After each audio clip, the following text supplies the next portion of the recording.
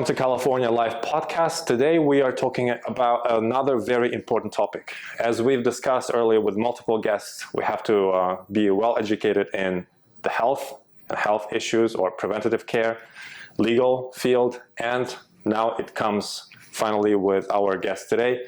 We're discussing your well-being in financial sphere of life. Samder, thank you so much for joining us today. Thank you, Victor. Before we get into the project, the company, the mission that you're on, which is again in financial field, first I'd like to learn a little bit about you and also want our audience to learn about you, connect with you. What brings you in the business, in tech business, and particularly into financial business? So I grew up in India, and I always wanted to be an engineer and a business person. So I did my engineering in India, and then I came to US to do my business school at Stanford University. And when I was Stanford, I was exposed to how finance can change someone's life, right? And this was also the first time I took debt in my life, right? Like Stanford is an expensive school, right? Yeah. So I had like credit card, I had student debt, I had credit cards. And what happened, Victor, was like in one of those experiences, like managing different credit cards, I had no idea that I have to keep my utilization below 30%. Mm-hmm. I was using like 70 or 80% of my credit card limit. Living the life. This was my first card, so I had very, low limit on my credit card. Right. And then when I saw my statement a few months later, it was like 80 points down. And I was like, what happened? And that's where I realized like, hey, utilization is such an important component of that. And because my credit score went low, I was not able to refinance my student loan at a cheaper interest rate, right? And it was a $60,000 debt, right? So there was a high APR. And when like interest rates went higher a few years back, it was like close to 8% interest rate, right? Right. So it was really hard. And that's where I realized like, hey, this is not only my problem. It's a problem across the world, right? And not just in America, right? Right. And when we look at like young people, they have no idea about these little things that they have to keep their utilization below 30%, right? They have no idea and no interest in tracking payments, right? They just want to have fun. Yeah. Like I was having fun in life a few years back, right? So that inspired me like, hey, it's not just my problem. Right. It's the problem of millions of people around the world. There are 100 million Americans, who revolve their credit card debt month to month. Consumer credit in US is close to $18 trillion. So that's where I got inspired, like, hey, this is a problem worth solving. Let's do it. Right. Right. So the best business develops when you solve a problem. Exactly. Besides talking about the credit card debt, we also have mortgage and that type of debt. We have auto debt, multiple ways of banks selling their product to the consumer and packaging it with, selling a house is an American dream, which actually, it's. So what drove you from engineering, which in multiple ways people perceive as a potential employee into a businessman? Because that's two different mindsets. Yeah, like after Stanford, I tried to build startups. I built two companies in past, one in agri-tech and one in crypto. So I was always interested in finance, and finance is like one of the top reasons how it impacts someone's mental health. Okay, wow. Right? That's like you talked about health, right? For young people, if they don't have money, it's extremely stressful, and they can talk about a lot of things regarding to their personal life with their friends. They can talk about their relationships to their friends. They can talk about their job with their friends. They can talk about their dreams with friends, but they rarely talk about debt with their friends. They rarely talk about money with their friends because it's such a personal issue. Right? And there's no space or there's no safe space to talk about that. Right? And that's why, like people get into depression, people get into, anxiety, when they have high debt, when they got fired and they have no money and then they have to pay these credit card bills. It's a very stressful situation, right? So that inspired me like, hey, if we can if we can build a business around this and help people really reduce debt, get better with their money, right? And that's where we realize, like, hey, with technological shift happening right now and consumer behavioral shift happening, we are seeing a new breed of consumers evolving, like Gen Z or young people, right? They are AI native. They use AI for homework, they use AI for editing their photos, they use AI for dating, right? So from morning till end, there is a part of AI in their life, right?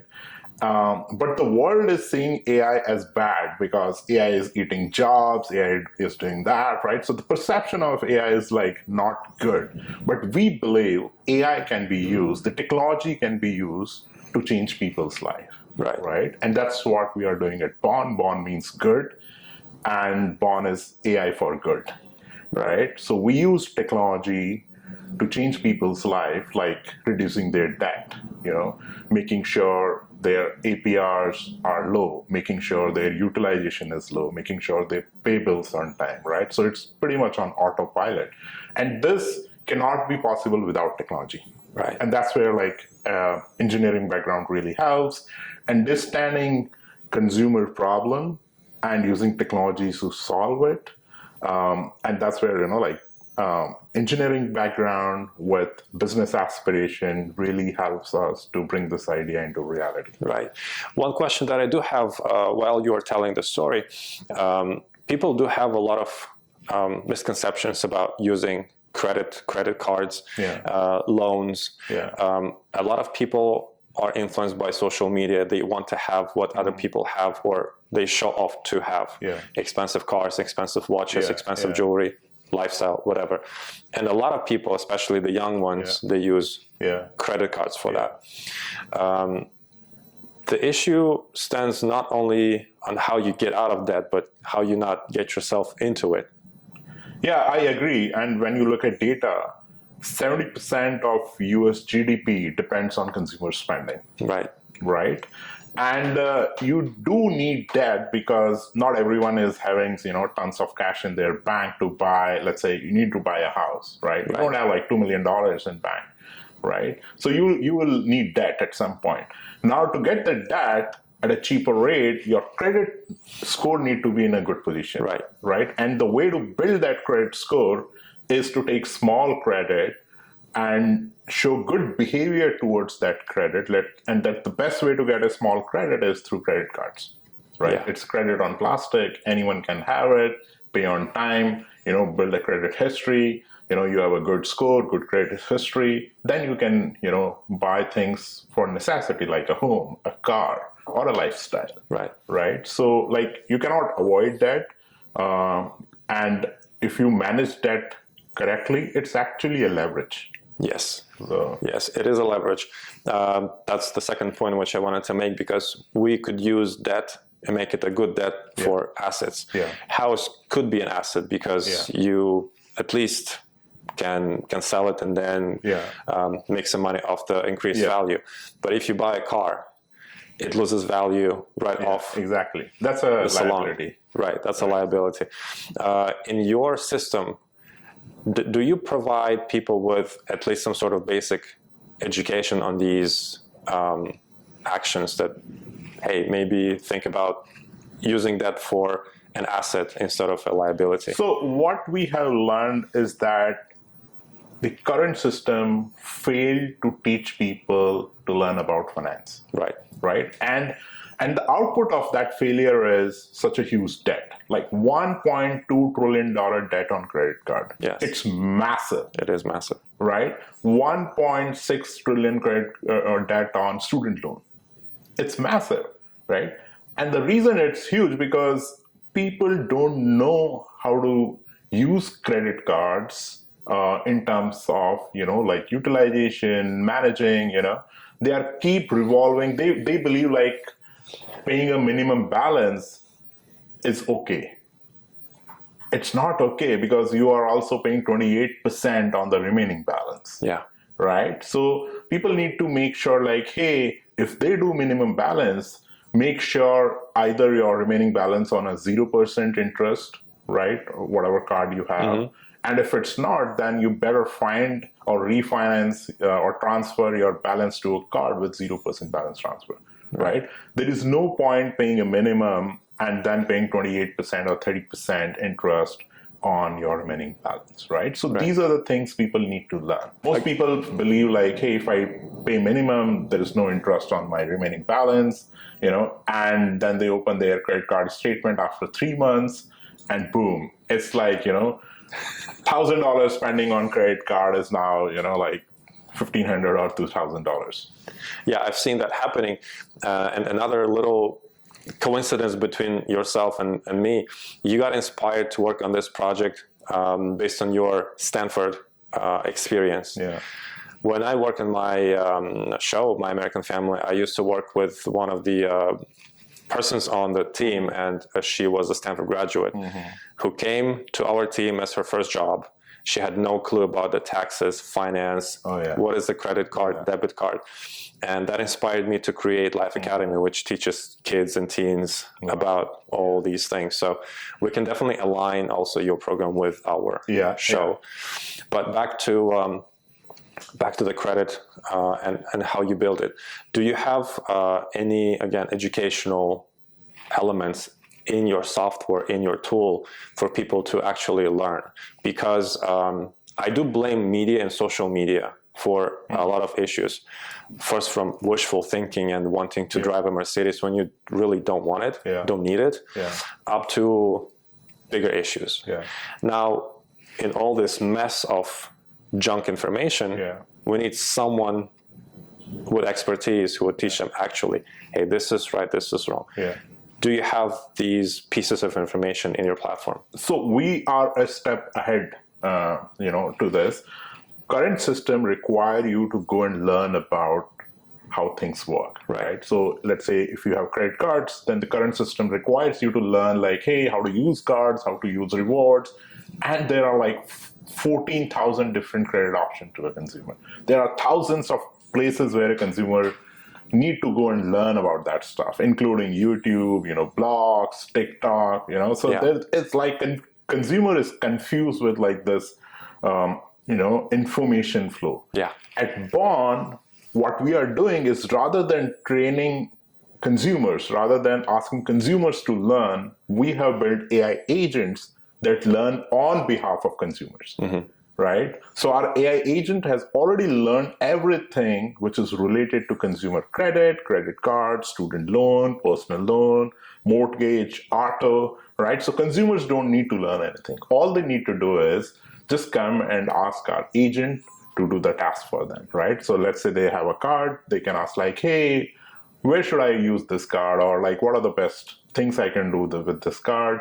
Give me a plan, to get out of debt with this credit card. Our AI agents will do that, So they don't need to learn like, hey, how to manage this card. Agent is managing that. They don't need to worry about like, hey, what is the impact of utilization? Because our AI agent has already learned it. And actually not just giving information to consumer, but also acting to help consumer on whatever task they want to use our platform. Right. Well, the reason why I'm asking about these pieces of information, because if people don't learn, the AI agent will be some sort of an agent which is dealing with not prevention, but also with the cause, always with the cause. The person who wants to buy a luxury car and now the agent is helping him or her to get out of debt, the next decision will be to buy another luxury thing. It's not because of the AI agent, it's because the person is not well educated on that. I could make a little comparison. Back in the days, we didn't have GPSs, we used maps. So with some time, we would know where to drive without the map. Now we have GPS. Take it away from us. Can we get to this office from Palo Alto? No. The same thing with AI. I see a lot of positives with AI. James Cameron starts using AI to improve efficiency, not to get rid of people. So there are a lot of positive things. But how about people just stopping using their brains and becoming dependent? So of course, people will use their brains in more productive things, right? Like you don't need to stress about like, think a persona of a consumer, right? Think of Michael, who works at Starbucks, right? He had a decent education. He makes like $50,000 a year. Then he spends on groceries, food, travel. He has like $3,000 in credit card spend, rent, everything, right? And he's having multiple cards. He drives a good car, so he's auto loan on his car. He also has some student loan. So there are like 5 loans with Michael, and on a different dates, on a different payment schedules with a different minimums, right? His paycheck comes twice a month, and he's so busy in life that he's not able to keep track of that, right? So these important but boring tasks can easily be done by AI. Where Michael should focus regarding using his brain is like, how can he use technology and things he need to learn to accelerate in his career, to have a better health, right? Not to stress about things that actually take energy out of him. Okay. Right? Like nobody in the world can learn everything about, finance or read like 15,000 different options, right? AI can do that overnight, right? So of course, like they need to understand like, hey, they can't keep buying stuff and keep going in debt again and again. As you talked about, buying a fancy car. If you don't need fancy car, you don't need to buy it, right? So yeah, our AI will actually tell you, let's say if you have 3 cards and you are already applying, our AI agent will tell you like, hey, this is going to impact your credit score. If it impacts your credit score, this is the output. You'll have a higher interest rate. You'll be accumulating more debt, right? So this is a signal our AI agent will give to that consumer. So please correct me if I'm wrong. What you're saying is we are able to share with AI agent that, hey, I would like to buy this, Bentley. Yeah. And then the agent will say, well... Exactly. So depending on your financial situation and your credit profile, our agent will tell you like, hey, is this the right time for you to buy it or not? And if you want to buy, how it's going to impact your financials. So it will give you a complete scenario, like post-purchase, this is how your life will look like. This much debt you will have, this much income you will require to pay it off, this much interest you will accumulate, right? So if you want to buy this fancy Bentley, go buy it. But once you buy it, this is how it's going to impact your life, right?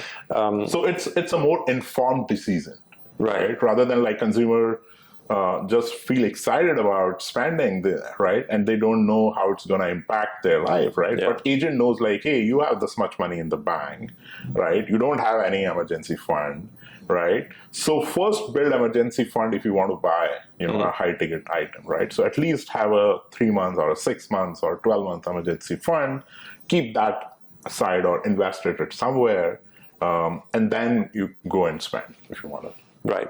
What other part of my little homework that I've done, I've spoke with a few financial advisors. Yeah. And what I see another benefit of working with the AI agent versus a human is that AI agent can get unlimited sources of information from all the banks and all the offers from the banks, which for a human could be a lot more challenging. Yeah. And then the algorithm works. And not just like unlimited information and algorithm, but also the emotional part. As I talked earlier in our conversation, most people are not comfortable opening about their finances, even to financial advisors. Right. So they will hide something related to their, maybe it's because of their insecurities or whatever the reason, right? But with AI, they can be open as much as they want, right? Because that's a huge trust compared to a human, right? Maybe the same advisor is advising their brother or their parent, right? And that insecurity is always there. Like, hey, he's our family advisor. If I tell him about my debt situation and, like I got fired from my job, he might tell to my parents or my sibling. So I'd rather not tell him. I'll just ask you basic questions because, my friend referred or my father referred. But with AI, they don't need to do that because they know, like, it's one-on-one conversation. Right? Previously, it was like many versus one, but with AI, it's one-on-one. Right? That CPA is not giving same attention and focus to every customer. Yeah. Because that depends on his mood or like the profile of the customer, right? Some customers might have huge debt. That means, they will get more commission if they help that person to come out of debt, right? Right. But whereas AI is pretty open and transparent, it treats equally. It's an open and safe space for people to come and have conversations. That's really interesting that people start trusting AI a lot more than humans. Yeah, I think so. I've seen that happening. Yeah. It's just fascinating to me that we tend to trust a machine. Same like you are in San Francisco, you will see a lot of Waymo, right? Yeah.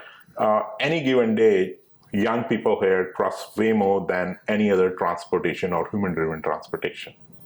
Right. Well, I would never use it, to be honest with you. I like to be in control of that. I know, like when you drive, but when you are driving with someone else, right? Like you need to go from place A to place B, right? The other person like might be talking on phone or, maybe drunk or you don't know. And maybe it's not safe to drive at night with a person, right? So that's what the problem Waymo solves, right? It's fully secure. It's your safe environment. Right, and Gen Z loves it, right? So I was just looking at the data that majority of young Gen Z or Gen Y, whatever the next generation is, majority of teens are using Waymo over weekends, right? So majority of traffic to Waymo is like these teens who are in high school or just graduated. So that's pretty fascinating. So we are already seeing a proof where people are trusting AI. Right. Same we see with ChatGPT. Yeah. Right. Rather than trusting an external source on any educational content, people are directly going to ChatGPT and asking their, like anything related to their studies, especially in young people. Right. So they are not asking their sibling or a friend to teach them how to solve a math problem. They directly go to ChatGPT and ask them. We are seeing a huge adoption in among our engineering teams as well. Right. So to write code, they trust AI. It's faster. It's more confident. Right. What I've also learned about ChatGPT in particular is that it does make a lot of mistakes. You still have to check on it. Yeah, sometimes, it's like they are learning, but once they learn, it's really safe, right? So of course, like every technology, when it's early, there are mistakes, right? But I think but it's still better than a human, right? Well, you would know better. I'm not an engineer. I'm learning from you right now. But there are some areas where you'll always trust a human compared to a machine, right? For example, let's say there has to be some operational error. Let's say there is a manufacturing unit, If a human makes an error, you're going to punish that human, right? Maybe not that much. But if AI makes that error, you'll close that product or the software, right? Think as accounting, right? You have an accountant, and if your accountant makes an error, you might have some argument, but you'll settle down quickly. You're not going to fire that, right? That person. But if AI makes that mistake, you'll immediately fire AI, right? So we are still more emotionally attached to humans compared to AI. But if people, especially the younger people, younger generation, they tend to trust AI more than humans, would it be the same? Not in everything. Like in some areas, they really trust AI, right? Like finding some information, they'll always trust AI, right? Well, even personal questions. Hey, the boy doesn't like me because or it's whatever. A safe space. That's the reason, they are more comfortable for personal questions. Right? Because outside AI, there is no safe space. Right? Credit is one example. Like how many times you have seen your friends or family members came to you and talked about debt? They rarely do. Right? They go to Google. Previously, they used to go to Google and search for information. Now they do ChatGPT, and in future they will do, like CredGPT, come to Bond and chat about their finances without stress, without worrying, and without being judged. So it's a safe space for people to come and have that conversation openly about their money, about their debt, about their finances, what's worrying them. Right? They can talk anything related to money at Bond. Right. Another thing which I've learned about ChatGPT, and I wanted to ask like a parallel question. One of the previous versions of ChatGPT was developed more to look or to sound more emotional, and the newer version was a lot less, more colder, let's put it this way. How do you design your agent? Would it be more human-alike, more emotional, or more strict, straight to the point, and colder? So our agent is designed in benefit of consumer. Like what is good for consumer, right? Somewhere we have to keep a balance between argument and emotion. Right. How do you keep the balance? So you keep that balance, like, hey, for example, you want to buy a Bentley, right? So the agent understand, like, hey, this guy is having, aspirational demands. But when you look at the income, it's not matching the aspiration, right? So that's where the agent will not get emotional, right? But rather, agent will get more analytical and practical, like, hey, your income is $50,000 a year. You have $20,000 of debt. If you buy another, I don't know how much, maybe a couple of $100,000 to buy a brand new car, you will be in this much debt, and your profile gonna be even worse.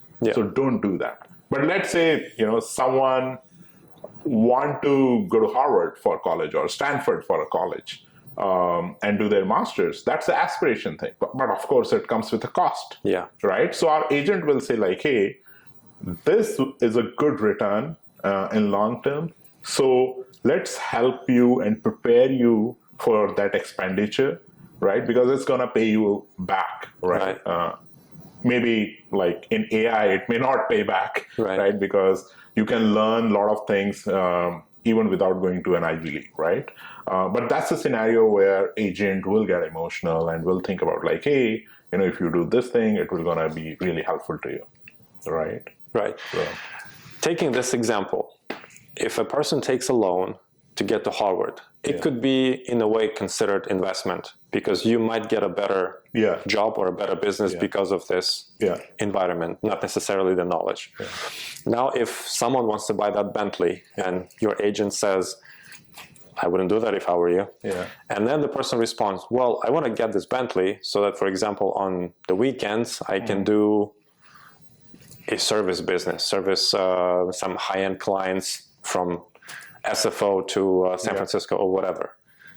So that's not for personal consumption. That's a whole different segment. Like, you want to do a gig job, maybe someone will build agent for finding the best gig jobs and, like monetizing those in a way that you don't get into debt, right? So yeah.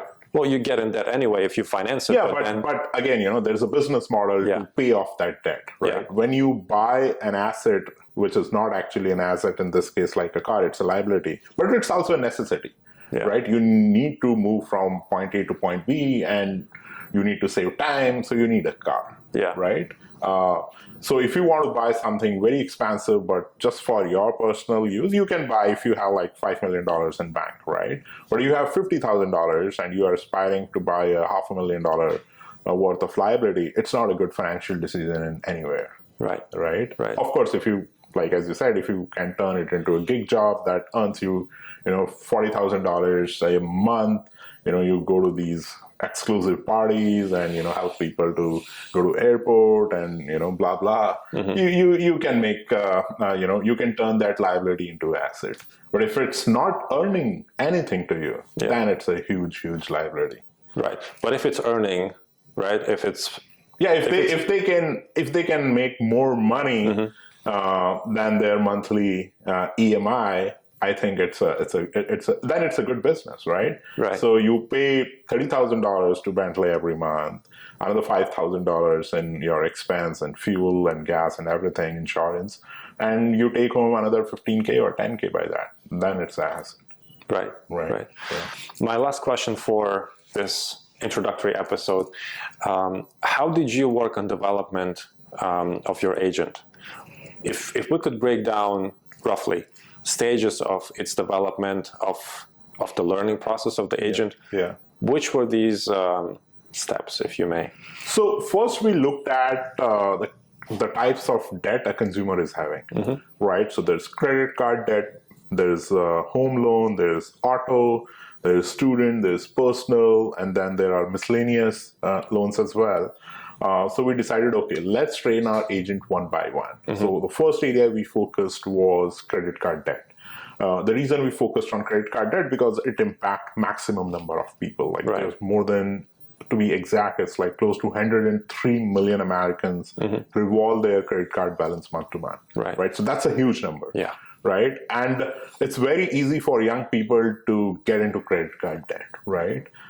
Because it's easy to get a credit card first, right, compared to a home loan, right? And that's where, we decided, okay, we need to build an agent who learn all types of debt, but let's start with one, right? And then we got deeper into understanding like why people accumulate this credit card debt. What are the factors that are impacting credit card debt? So there are two big factors that impact credit card debt. First is timely payments. Right. Last year, Americans paid close to $15 billion in late fees. That's a huge money. They paid like total 200 billion plus in interest and late fees, right? Yeah. That's a huge money, 200 billion plus in interest and late fees. Well, right? Banks made a lot so of money. Paying bills on time is very, very important, right? Second thing is your utilization. And I have personally, experienced that when I had limited knowledge about credit cards like a decade ago. I had no idea that I have to keep my utilization below 30%. And most people don't know about this, especially young people, right? So they overutilize their credit card debt, and boom, it impacts their score. And then there are a few other things that people don't know about, like that impacts their, one is like keeping no track about spending, right? They have 5 cards, they'll spend on all 5 cards and just pay the minimum. So there is no payment plan. They are not planning anything related to their payments, right? So they only do the minimum and put everything, remaining balance on like, hey, I have the 0% balance transfer, so I don't need to worry about 12 months. I'll only pay minimum and save, remaining balance to have fun. They miss one payment and the terms and conditions change, right? And then there's 28% APR. So that 0% interest rate is now 28% because they just missed one payment. Right? So these are the factors we trained our model. Like, hey, these are the reasons a consumer will go into debt. Make sure a consumer never do those things. Right? So his bills are always paid on time. His utilization is below 30%, and they don't apply for multiple credit at the same point. So we also build an agent that gives you scenario like, hey, what happens if you apply for a credit card, how it's going to impact your score. So the agent will tell like, hey, if you apply for a card, it might initially hit your credit score by 5 to 10 points, but it also brings $5,000 or $10,000 in credit limit increase. So once, if your credit limit increases, it helps to boost your credit score. So that's good for your credit score, right? So we trained our agent on all these parameters, so consumers don't need to learn. Right. And the same thing then we did with personal loans, and now we are doing with student loan. And by the end of next month, we'll also train our agent on auto and mortgage. Right. So agent will know pretty much every kind of debt, what consumers should do and should not do, warn consumers. That's how we are training our agent. Wow, well, that's fascinating. The whole AI world is really fascinating, and I thank you for bringing it for good of the people, especially the younger generation. They need this help.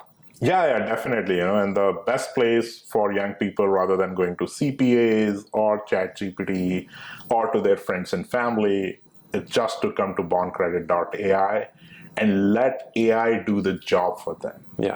All right. Let AI work for them. AI is good, and Bond is making that reality happen. Definitely. Well, Samder, thank you so much for coming to the episode, sharing about your invention, and we'll definitely looking forward to recording with you again. Thanks, Victor. Thanks for having me.